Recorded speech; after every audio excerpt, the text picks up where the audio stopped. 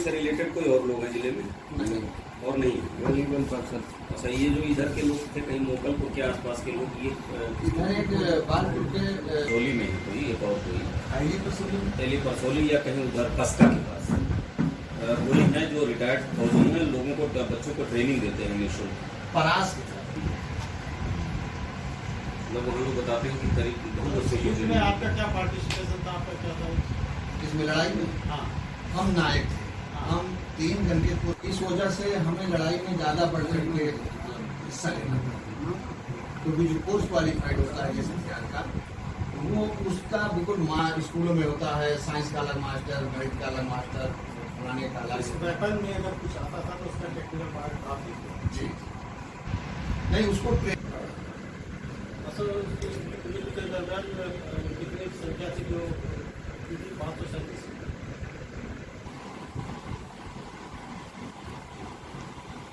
Tiger हिल जी कौन सी हिल थी जिसको पता करना है? टाइगर हिल के नीचे एक ऐसे उत्तर की तरफ एक रीढ़ जाती है, जिसको देखने लगे बाइनोकुलर वगैरह से, तो देखने लगे तो उसमें से एक हमारा साथी था, वो था एलएमजी का अमर बाजू था, वहाँ इलाहाबाद, वो वहीं पर सही था। तो पहला बरस उसी के ऊपर आया था, वहीं पर जो जहाँ था वहीं। तो मेरे पास एमएमजी थी, इसका 1 मिनट में 6000 राउंड से 12000 राउंड पर मिनट फायर है एमएमजी का। 3 फीट पानी चाहे ऊपर से आए या सामने से आए, उसको मोड़ देना है।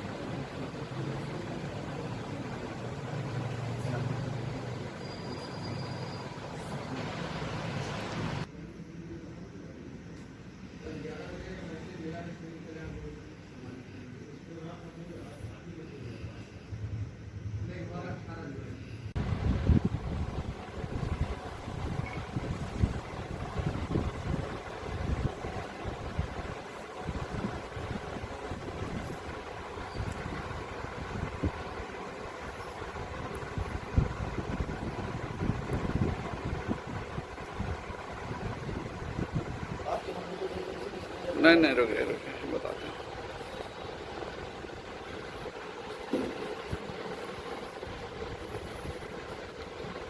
लाइव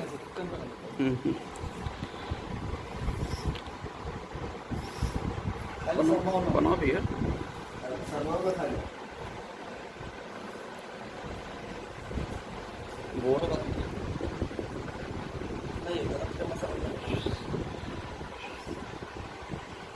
करोगे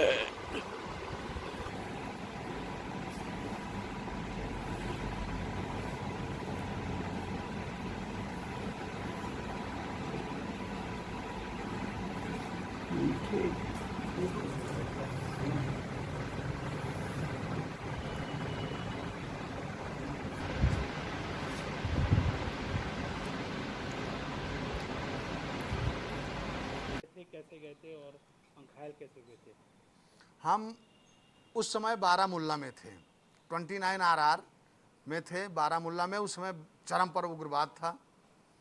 उसके बाद जब कारगिल लड़ाई लग गई, कारगिल लड़ाई लगने के बाद में हमारे सीओ साहब ने, हम कोर्स क्वालिफाइड थे 3 गन के, AGL, AK-47 और MMG।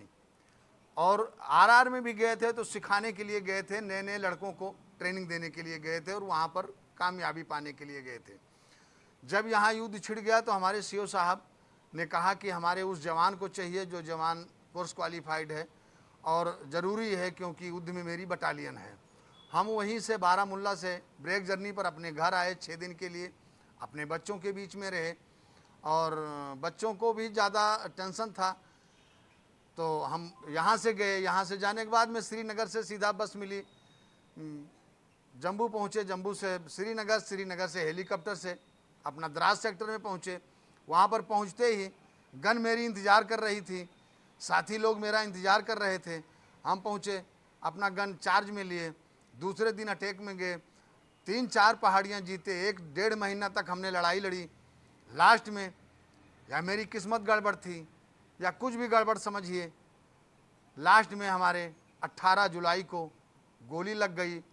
लास्ट अटैक में सुबह वही लगभग 5-6 बजे मेरी गोली लगी। पहली गोली लगी हमें पता ही नहीं चला, दूसरी गोली लगी तो शक सा हुआ कि इस पर कुछ लगा है।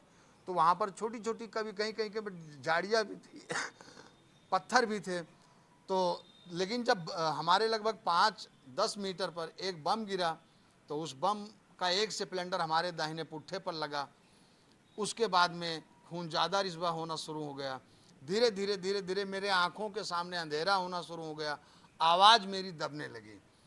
तब हमें पता चला कि अभी तो मेरी हालत ज़्यादा नाजुक हो जाएगी। जो मेरा नंबर 2 था, मैंने उसको इशारा किया, वो आकर के मैं लेट के पोजीशन में था, फायर कर रहा था। वो आकर के हमारा दाहिना पैर टोया टाया। उसके बाद में कहा कि साहब ये तो पूरा आपका पैर उठ ही नहीं रहा, उठेगा ही नहीं। हम तो बेहोश होना शुरू हो गए थे।